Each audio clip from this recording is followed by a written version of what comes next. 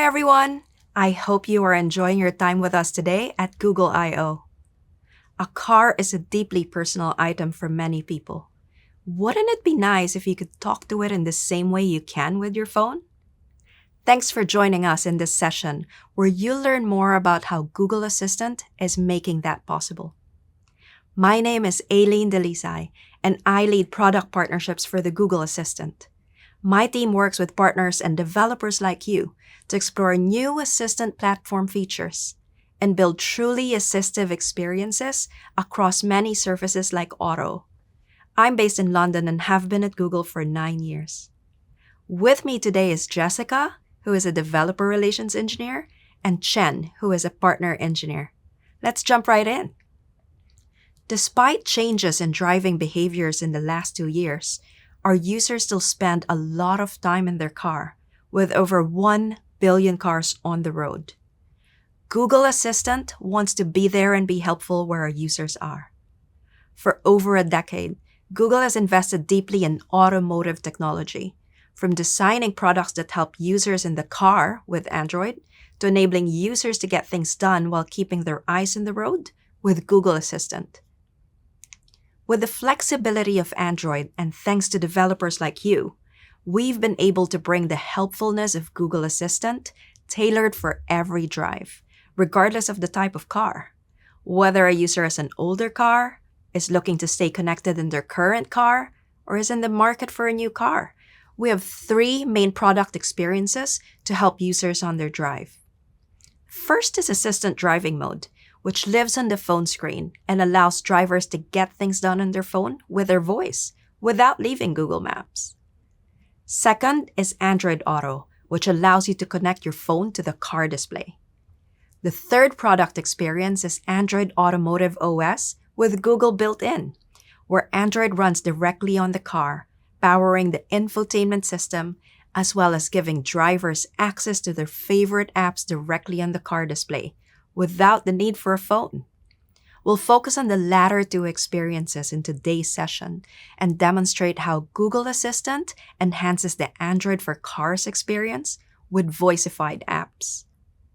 We're very excited about voicifying apps for Android for Cars, as it allows users to access your app's content in a safe and optimized manner while driving. Voice is a natural fit in the car, as it helps users get things done in a simple, seamless, and hands-free way, so they can have their hands in the wheel and focus on the road, while accessing your apps through voice and making their journeys delightful and productive. App Actions is the easiest way to integrate your Android app with Google Assistant, letting your app join in fulfilling millions of Assistant user queries. It lets your users jump right to the most interesting and useful points in your app with simple voice commands. Assistant does this by understanding what capabilities apps support and which apps can best fulfill users' requests.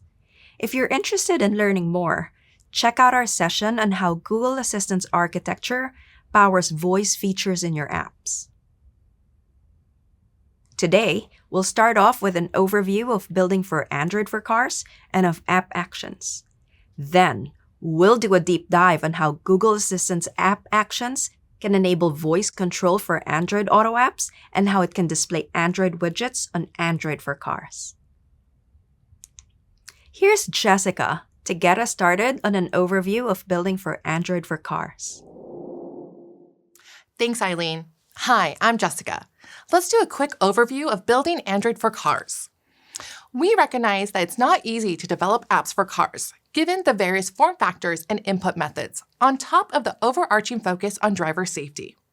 There's really a lot to consider, and we know that it could be difficult. Our goal is to simplify the process of developing apps for cars. That's why we introduced the Car App Library.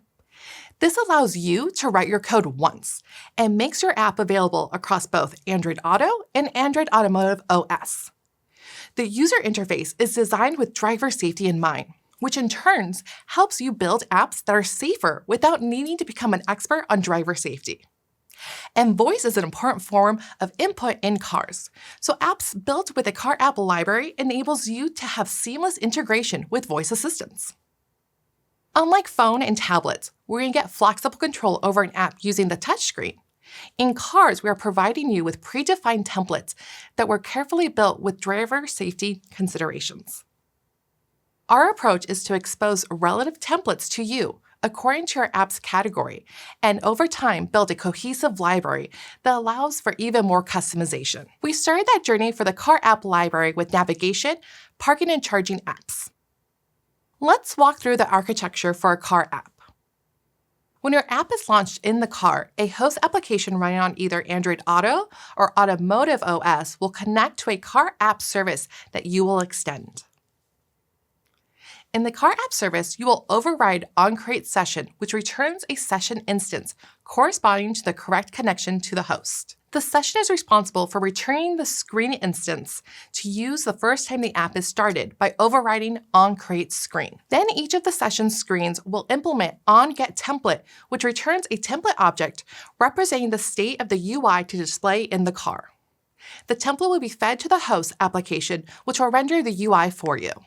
With Android Auto, you will find the same look and feel across all cars running Android Auto. With Android Automotive OS, it's a bit different. You'll find the rendering UI influenced by the car manufacturer's customizations. So your app will feel like it belongs to that specific car without any extra effort on your part. We're also expanding the charging and parking category to include more points of interest apps to help users find locations of places they want to go to. The car app library allows you to write your code once and make your app available across both Android Auto and Android Automotive OS. If you'd like to go deeper into building apps for cars, then go check out our session called What's New with Android for Cars. Let's go over to Chen to learn how Android apps can use Assistant via app actions. Thanks, Jessica. Hi, I'm Chen. Let's do a quick overview of app actions. App Actions is how developers integrate Google Assistant into their Android app. With App Actions, users can jump right to the most interesting and useful points in your app with simple voice commands. Let's think about two main steps required for users to access your app's features through voice commands to Assistant. First, we need to process the user's spoken input and understand their request. Second, we need to fulfill the user's request. To understand a user's request, Assistant has identified and supports over 60 intents, which we call built-in intents, or BIIs for short. These BIIs are also arranged by several categories. Assistant does what is called in the natural language world intent matching between the user's speech to the BII. Intent matching loosely means identifying several speech patterns for a particular functionality or intention of the speaker. Let's walk through the user experience and see who does what. Here we have the user, Assistant, and your app.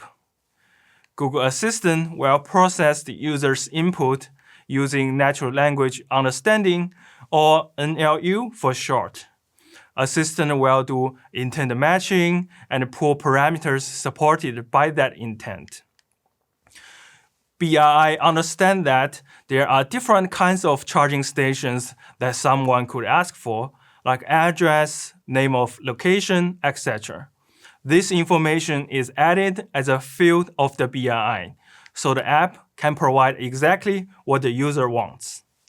Here, the Find Charging Station BII is matched, and the location San Fran is pulled from the user input and set to corresponding coordinates.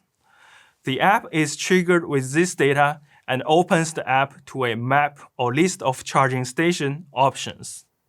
Since Assistant takes care of all the NLU, all you need to do is select which BIIs your app will support and how you want to fulfill those user requests.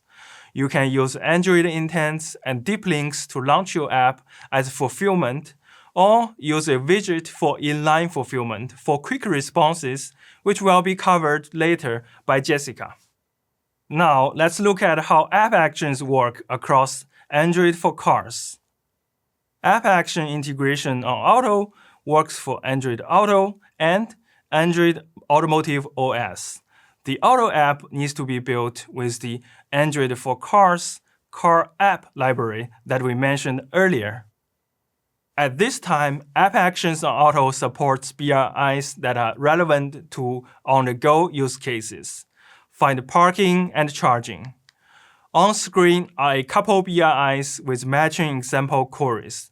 Let's take a look at how those BRIs work with a partner, ChargePoint. ChargePoint allows users to find charging stations on the go. They also have demos for the different user experiences. Starting with the Android Auto user experience, where the user says, "Hey Google, find charging stations near 1600 Amphitheater Parkway with ChargePoint." Then is the Android Automotive OS, where the user says, "Hey Google, find charging stations in Mountain View with ChargePoint." Let's look at how we could implement App Actions. Here is an example where we need to first declare support of App Actions in the main activity. We can do so by adding shortcut metadata in our Android manifest file. Then we will declare that our Android Auto app supports deep links. We can do so by creating an intent filter for deep links in the car app activity. Then we need to specify the assistant built-in intent to support and the parameters we are handling. We will need to add capabilities to our shortcuts.xml file. Capabilities are an expression of the relevant features of an app and contains a built-in intent and its fulfillment. Here, we have a capability that is tethered to the getCharging BRI and a list of related parameters. The intent tag contains all the information for the fulfillment. Let's walk through it. Here is the deep link URL template. Then are the parameters, which here is the type for situations where the user might say fast or free charging. Another parameter is name that covers situations where a user might say find parking near Google headquarters. Next, if the user provides an address like 1600 Amphitheater Parkway, Mountain View, that would be set to the address.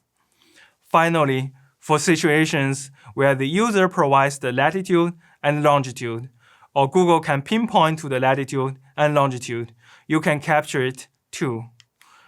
When the getCharging station BRI gets matched, the parameters and values are appended to the deep link and passed to the fulfillment methods. Next, let's specify the fulfillment implementation in our car session.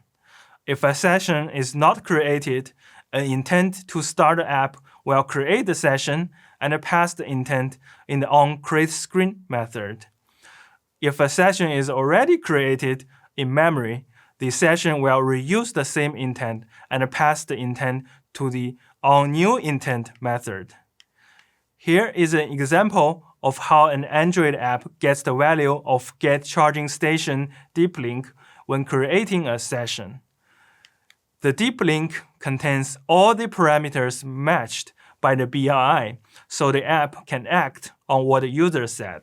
Similarly, when a session is already created, the deep link will be passed into onNewIntent with all the parameters matched by the BRI. So here is an example of how an Android app gets the value of getCharging station deep link. Please note that the car app library currently only supports deep link fulfillment and that we are working on Android intent support. So be sure to check the documentation to find out when that is supported. That's how you add parking and charging BRIs across Android for cars. And I will hand off to Jessica to talk about widgets. Thanks, Chen. Now, let's pivot to the Android developer who doesn't want to or hasn't built a specific app for Android for cars, but still wants their Android mobile content to be available to their users in the car. You could use App Actions and Android widgets to provide quick answers and information on operating systems where Assistant is present, such as Android and Android Auto. This is great for on-the-go situations. Imagine you've ordered a pizza to be delivered, and you're driving, picking up your kids, and you want to check how far the pizza is from home. Asking for that type of quick information can be serviced to your users with app actions and Android widgets in the car. So when users say something like, "Hey Google, check my pizza order on example app," Assistant will process the input and match it to the Get Order BII and extracts pizza from the query for the order item name parameter. The Android app then builds the widget and sends it to Assistant. The widget is then displayed within the Assistant UI. You can also provide text-to-speech, which will be read out loud by Assistant when the widget is delivered, providing a hands-free experience for users, which is needed for situations in the car. Not all BII support Android widgets. Here are some examples: Get Account, Get Order, Get Message, Get Item Lists, Get Social Media Posting, Get Reservations, and more. Assuming you already have a widget you support, let's walk through the key things that you'll need to modify to use it as fulfillment for your app actions. Let's use a prior example of checking the status of the pizza order as we walk through this process. First, you'll want to create or modify your app actions capability by adding an app widget tag. Remember that capabilities only let Assistant know which BIIs you support and how to construct the Android intent that will be used to trigger your app. Here is an example of a Get Order capability with the app widget tag. This BII contains parameters which can pull from the user's query. For example, check my pizza order on example app will pull pizza as the value for the parameter called name. Also included is the Has TTS configuration, which lets Assistant know that you're going to be including a custom interjection for the widget with a text-to-speech content. There are times when the user might not provide the value of the parameter, like, for example, "Hey Google, check my order on example app." So you'll need to include a fallback intent. A fallback intent requires no parameters. You could think of it as the else in a conditional statement. Fallbacks are needed whenever you have required parameters in your app widget. Here's an example of a fallback intent for this capability. It only contains information on constructing your Android intent. Now that the capability is updated, the Android widget needs to be modified. It'll first need to extract the BII name and its parameters to construct the widget for the Assistant to use. This is done by adding the widget extension library and then extracting the information. So here's an example of adding the library to the dependency section of the build.gradle. Here's an example of the class that extracts the BII name and parameters from the widget options bundle. It's importing the App Actions Widget Extension class. Here we are accessing the data that was sent via the Android intent as extras. In this example, we're using bundles and the App Action Widgets extension to pull the BII name and its parameters. Then we could use that data to construct the UI of the widget. Next is to add text-to-speech to the widget. Here's a continuation of the previous example where it's setting the speech and text strings. This is the text-to-speech that was mentioned before in the capability configuration. The speech string will be played to the user. The text string will be displayed as text in the Assistant UI.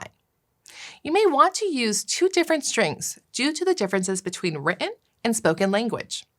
For example, you may want to include the order number in the text to be displayed, but the text-to-speech should just refer to the order as your order. You'll update the widget with the text to present, and then update the widget UI. Assistant then delivers the widget via the Assistant UI across Android for cars and plays the TTS to the user. By using widgets as fulfillment for the user's query, you'll be able to reach your users during their busy days driving to and from work and completing their errands. Back to Eileen to wrap this up. Now, that was a lot of info, right? Let's do a quick recap. Assistant surfaces content for Android for Cars apps and Android mobile apps across many surfaces like Auto. Android developers can extend their Android apps to Assistant with app actions. It offers built-in intents, or BIIs, for apps using the car app library, like Get Parking Facility, to provide voice support in the car. These BIIs allow developers to leverage Assistant's natural language understanding and provide a safe way for their users to get the functionality they want. We are looking forward to adding more BIIs in the future. Lastly, for on-the-go situations, Assistant supports mobile Android apps by surfacing Android widgets in the Assistant UI. This allows your users to quickly access your apps key journey with voice in the car. To get started, check out these links for more information about Android for Cars and App Actions. Don't forget to check out our other Assistant sessions at Google I/O 22. For hands-on learning, check out our workshop where you'll learn how to integrate your Android widgets with Google Assistant via App Actions. On behalf of Jessica and Chen, thank you for joining us today, and we're excited for the road ahead with you.